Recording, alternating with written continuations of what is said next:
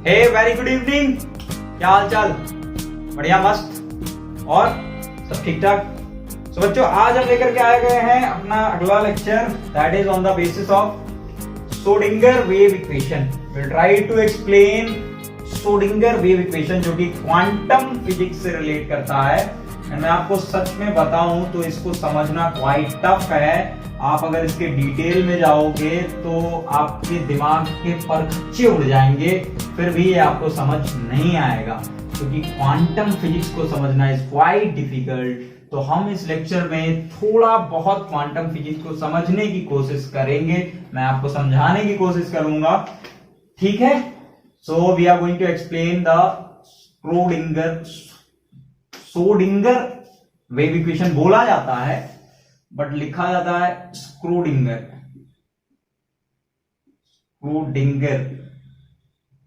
Wave equation, ठीक है। Schrodinger wave equation लिखा जाता है, पढ़ा जाता है श्रोडिंगर वेव इक्वेशन। अब तक की सारी कहानी से हमको यह समझ में आया कि इलेक्ट्रॉन एक पार्टिकल नहीं है, इलेक्ट्रॉन एक वेव है। और अगर एक इलेक्ट्रॉन वेव है तो वेव का इक्वेशन होता है, तो वही श्रोडिंगर ने कैलकुलेट किया। उन्होंने एक wave equation the. What the point? उन्होंने क्या दी? वेव इक्वेशन दी। तो सबसे पहले मैं आपको बताऊं कि ये जो वेव इक्वेशन उन्होंने दी है ना, ये किसकी मदद से दी है? That is Sai. क्या नाम है इसका? साई। इसको हम पढ़ते हैं साई। ये बेटा एक मैथमेटिकल फंक्शन है, पूरी तरह से pure mathematical. Remember my words, mathematical function है ये, ठीक है। Sai is mathematical function. और साई को आप एक और चीज बोलते हो कि साई को ही हम बोलते हैं वेव फंक्शन। क्या बोलते हैं? Wave function. अच्छा, समझ गए सर। साई को बोलते हैं वेव फंक्शन, साई है मैथमेटिकल फंक्शन भी, ठीक है। प्योर मैथमेटिकल फंक्शन है, केमिस्ट्री में इसका कोई रोल फोल नहीं है, लेकिन इसी को सॉल्व करके इक्वेशन आई है, ठीक है। तो अकॉर्डिंग टू श्रोडिंगर के अनुसार साई जो है ना, साई एक ऐसा मैथमेटिकल टूल है जो आपको इलेक्ट्रॉन के बारे में सब कुछ बताएगा। कैसा मैथमेटिकल टूल है? एक ऐसा मैथमेटिकल टूल है जो आपको इलेक्ट्रॉन के बारे में सब कुछ बताएगा। मतलब जिस भी सिस्टम से, एकदम ध्यान से सुनना बात को, शब्दों पे ध्यान देना, बता दे रहा हूं पहले, नहीं तो फिर समझ में नहीं आएगा। जिस भी सिस्टम के साथ साई एसोसिएट होता है, उस सिस्टम की सारी जानकारी साई ही देता है।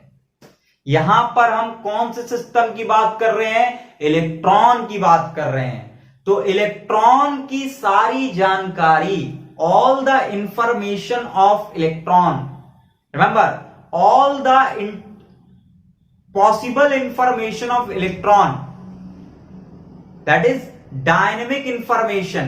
इलेक्ट्रॉन का मोशन, इलेक्ट्रॉन का लोकेशन, इलेक्ट्रॉन कहां रहता है, कहां खाता है, कहां पीता है, कहां सोता है, क्या करता है इलेक्ट्रॉन, इसके बारे में सारी जानकारी हमको देंगे साई भैया। कौन देंगे? साई भैया। मतलब कोई भी सिस्टम के साथ अगर साई एसोसिएट है तो साई उस पूरे सिस्टम की डिटेल जानकारी आपको देता है, ठीक है।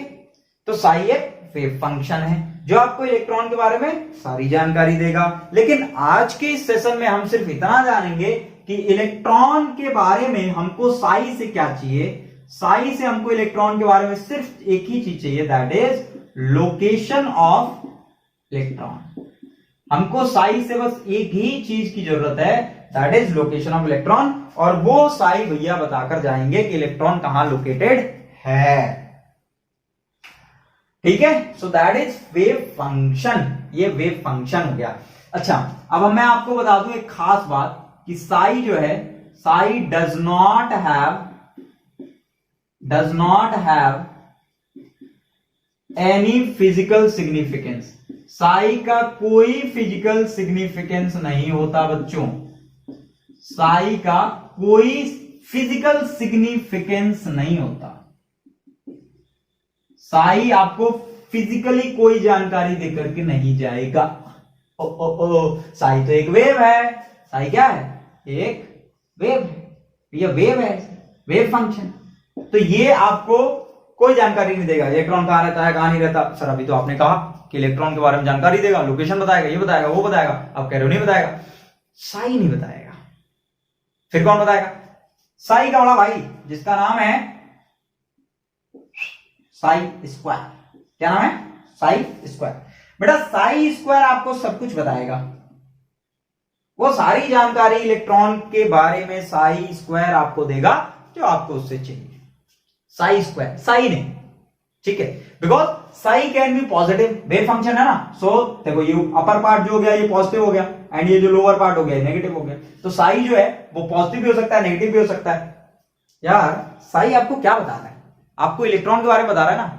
तो आप सोचो कि साई अगर इलेक्ट्रॉन के बारे में बता रहा है तो इलेक्ट्रॉन के पाए जाने की, इलेक्ट्रॉन के मिलने की जो टेंडेंसी होगी या फिर जो प्रोबेबिलिटी होगी वो नेगेटिव कैसे हो सकती है? मतलब इलेक्ट्रॉन मिला मिला मिला मिला नहीं मिला, चलो ठीक है नहीं मिला इलेक्ट्रॉन, लेकिन नेगेटिव कैसे होगा? How is it possible? पाए जाने की टेंडेंसी पॉजिटिव हो सकती है, पाए जाने की टेंडेंसी जीरो हो गई, चलो मान लिया हमने जीरो हो गया किसी पर्टिकुलर सरफेस पे जाकर जीरो खत्म, लेकिन नेगेटिव नहीं होगा भैया। तो इसका मतलब साई जो वेव फंक्शन है वो तो एक वेव है, और वेव जो होती है वो पॉजिटिव नेगेटिव दोनों चलती है, लेकिन साई स्क्वायर ये नेगेटिव नहीं होगा, ये हमेशा कैसे रहेगा? पॉजिटिव ही रहेगा। अभी आगे बताएंगे आपको, फिलहाल आप इतना समझे कि Sai does not have any physical significance because it can be negative, so it does not gives us about the proper location of the electron. Electron की लोकेशन, इलेक्ट्रॉन के बारे में दूसरी जानकारियां साई हमको नहीं देता, नहीं देता। खैर, तो साई और साई स्क्वायर का फंडा आपको समझ आया क्या? समझ आया? ठीक है ठीक है ठीक है। अच्छा, अब सोडिंगर साहब जो थे वो एक वेव इक्वेशन लेकर आए, और वेव इक्वेशन को उन्होंने क्या किया? सॉल्व किया। ठीक है, वेव इक्वेशन को सॉल्व किया। अच्छा, इनकी पहले वेव इक्वेशन देख लेते हैं कि इनकी वेव इक्वेशन थी क्या। तो इनकी वेव इक्वेशन ये थी, इनकी वेव इक्वेशन थी del square psi upon d x square plus del square psi upon d y square plus del square psi upon d z square. देखने में बड़ा अजीब लग रहा होगा, लेकिन क्या करें यार, दिया है तो बढ़ाना है। Okay, plus 8 pi square m upon h E minus V psi is equals to 0। ये थी सोडिंगर साहब की टाइम इंडिपेंडेंट वेव इक्वेशन। बच्चों, दो तरह की इक्वेशन होती हैं, एक टाइम डिपेंडेंट होती है और एक टाइम इंडिपेंडेंट होती है। What we are going to discuss in this session is time independent wave equation of Schrödinger। Time dependent के बारे में कोई बात नहीं करनी यार, वो और ज्यादा कॉम्प्लिकेटेड है। ठीक है, टाइम इंडिपेंडेंट की बातें कर रहे हैं।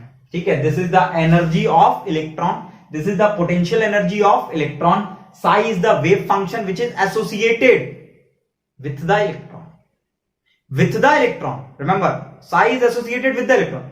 So this is the partial double differentiation along with psi, ठीक है, with respect to the x axis.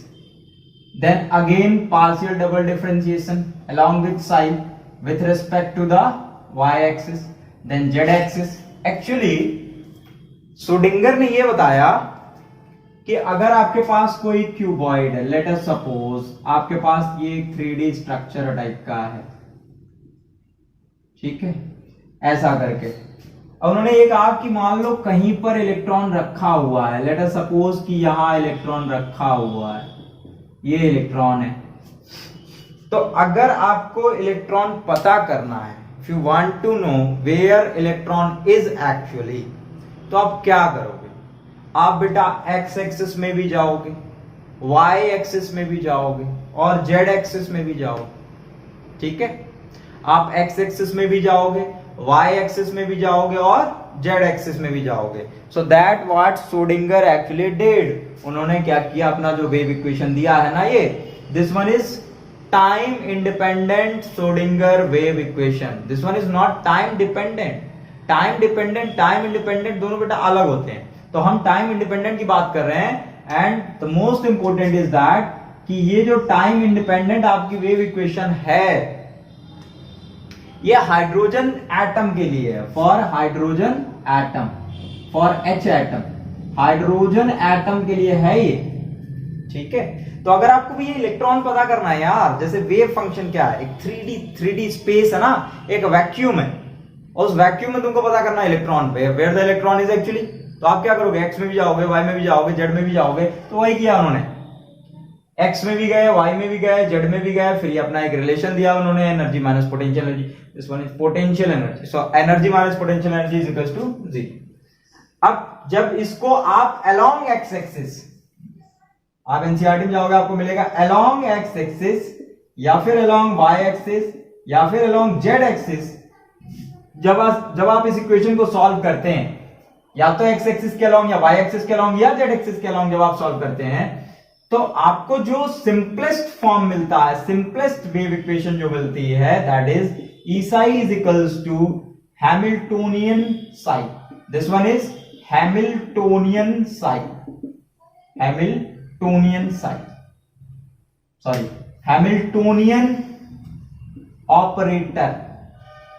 क्या होता है ये, हैमिल्टोनियन ऑपरेटर, इसको हम नाम देते हैं Hamiltonian operator. This is the energy of the electron, this Sai is associated with the energy. ये कह रहे हैं कि साई जो है ना वो एनर्जी के साथ एसोसिएटेड है, एनर्जी के साथ एसोसिएटेड है। और सबसे इंपॉर्टेंट बात अगर हम करें तो देखो, फॉर ईच एनर्जी लेवल, हर एक एनर्जी लेवल के लिए, for each energy level there will be individual psi. कैसा साई रहेगा, इंडिविजुअल साई। जैसे हमने कहा एनर्जी अगर E1 है तो साई जो होगा वो साई1 होगा, एनर्जी E2 है तो साई2 होगा, एनर्जी E3 है तो साई3 होगा। मतलब हर एक एनर्जी लेवल के लिए डिफरेंट साई होता है। बेटा साई क्या बताएगा आपको, it will tell us about the location of the electron, ठीक है। ओके, तो साई जो है, अब देखो इलेक्ट्रॉन अगर एक एनर्जी लेवल से दूसरे एनर्जी लेवल में जाता है, जैसे मान लो पहले एनर्जी लेवल में इलेक्ट्रॉन है तो उसके पास एनर्जी कितनी है, E1, तो उसके साथ जो वेव फंक्शन एसोसिएटेड है वो कौन है, साई1 है ना।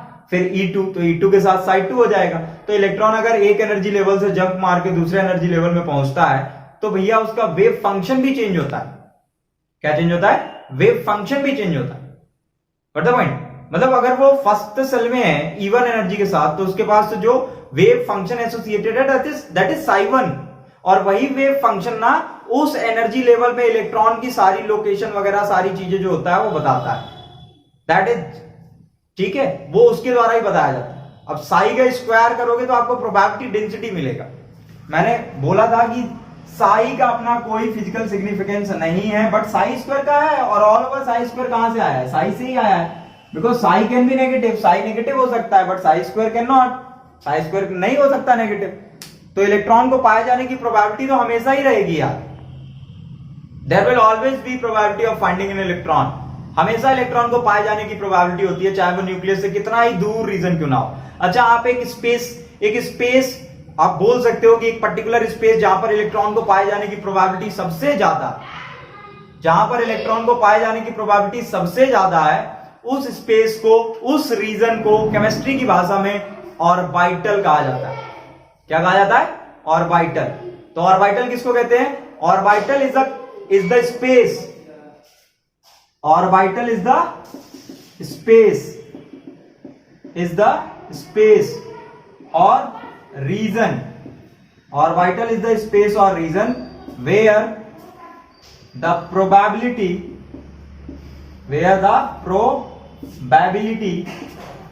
of finding electron is maximum, ठीक है। ऑर्बिटल इज द स्पेस और region where the probability of finding electron is maximum. Orbital वो जगह है बच्चों जहां पर इलेक्ट्रॉन को पाए जाने की प्रोबेबिलिटी सबसे ज्यादा होती है। मतलब कहने का ये मतलब है कि इलेक्ट्रॉन तो सब जगह पाया जाएगा, सब जगह, कितनी भी दूर, प्रोबेबिलिटी जो होगी वो जीरो नहीं होगी। ठीक है, जैसे कहने का ये मतलब है कि जैसे मैं आपको समझाऊं कि what is the difference between probability and probability density. अगर मैं आपसे बोलूं कि प्रोबेबिलिटी और प्रोबेबिलिटी डेंसिटी में क्या अंतर होगा तो आप क्या आंसर दोगे, बताओ, बोलिए। प्रोबेबिलिटी डेंसिटी और प्रोबेबिलिटी में क्या अंतर होगा? प्रोबेबिलिटी डेंसिटी बच्चों किसको कहते हैं? प्रोबेबिलिटी डेंसिटी का मतलब होता है कि ये कांस्टेंट रहता है, फिक्स रहता है, जैसे मास की डेंसिटी होती है। जैसे मैंने आपको कहा कि आपके पास एक रॉड है, ठीक है, ये इसकी लेंथ मान लो, इसकी लेंथ मान लो 10 फीट है, 10 फीट, और 1 फीट में, और ये 10 केजी का है। कैसा है ये? 10 केजी का है। तो बेटा अगर यूनिफॉर्म मास डिस्ट्रीब्यूशन है तो 1 फीट में कितना मास हो जाएगा? 1 केजी हो जाएगा। 1 फुट में 1 केजी हो जाएगा। अच्छा, अब अगर मैं इसके 2 टुकड़े कर दूं, 2 टुकड़े कर दूं, आधा इधर आधा इधर, तो इधर 5 किलो इधर 5 किलो, मतलब 5 फीट इधर 5 फीट इधर, तो क्या वो 1 फुट वाले में मास वेरी कर रहा है क्या? 1 फुट में मास नहीं, 1 फुट में मास पहले भी 1 केजी था, 1 फुट में मास अब भी 1 केजी है। आप इसके कितने भी टुकड़े करो, हम तो कहेंगे कि 1 फुट में 1 केजी मास है। मतलब वो क्या है? Mass density. That is mass density, मतलब mass per unit length. Per unit length ही तो बोल रहे हो आप, लेंथ, फिट क्या है? लेंथ। तो मास पर यूनिट लेंथ तो फिक्स हो गया ना, इसका मतलब मास डेंसिटी फिक्स है। उसी तरह बेटा प्रोबेबिलिटी डेंसिटी भी क्या होती है? फिक्स रहती है। प्रोबेबिलिटी डेंसिटी भी फिक्स रहती है, मतलब इलेक्ट्रॉन को पाए जाने की प्रोबेबिलिटी की डेंसिटी, इलेक्ट्रॉन को पाए जाने की प्रोबेबिलिटी डेंसिटी, ठीक है, वो फिक्स रहता है। मतलब कहां वो ज्यादा मिलेगा वो फिक्स रहता है, कहां ज्यादा मिलेगा that is fix. You can write like that कि साई का square is directly proportional to probability density. Psi का square is directly proportional to probability density. ठीक है, psi square is directly proportional to probability density, मतलब electron को पाए जाने की प्रोबेबिलिटी सबसे ज्यादा वहां होगी। इलेक्ट्रॉन को पाए जाने की प्रोबेबिलिटी डेंसिटी, मतलब इलेक्ट्रॉन सबसे ज्यादा कहां पाया जाएगा? It will completely depends upon the value of Sai square. Sai square की वैल्यू पे टोटली बात डिपेंड करेगी कि इलेक्ट्रॉन को पाए जाने की प्रोबेबिलिटी कितनी ज्यादा है, किस पर्टिकुलर रीजन में, किस पर्टिकुलर स्टेट स्पेस में इलेक्ट्रॉन कितना ज्यादा पाया जाएगा, ये डायरेक्टली डिपेंड करेगा साई स्क्वायर पे। And I must tell you कि बच्चों this psi square can never be negative, can never be negative. मैंने आपको बताया भी था, है ना, अभी कुछ देर पहले मैंने आपको बताया भी था कि ये जो साई स्क्वायर होता है ये नेगेटिव नहीं हो सकता। Got it? तो साई स्क्वायर आपको क्या बताएगा? साई स्क्वायर आपको बता करके जाएगा कि इलेक्ट्रॉन को पाए जाने की प्रोबेबिलिटी कहां पर ज्यादा है। ठीक है, साई का कोई फिजिकल सिग्निफिकेंस नहीं, और साई स्क्वायर जो होगा वो तुम्हारा क्या देगा? Probability density. किसकी प्रोबेबिलिटी डेंसिटी? इलेक्ट्रॉन की प्रोबेबिलिटी डेंसिटी। ठीक है, इसकी प्रोबेबिलिटी डेंसिटी।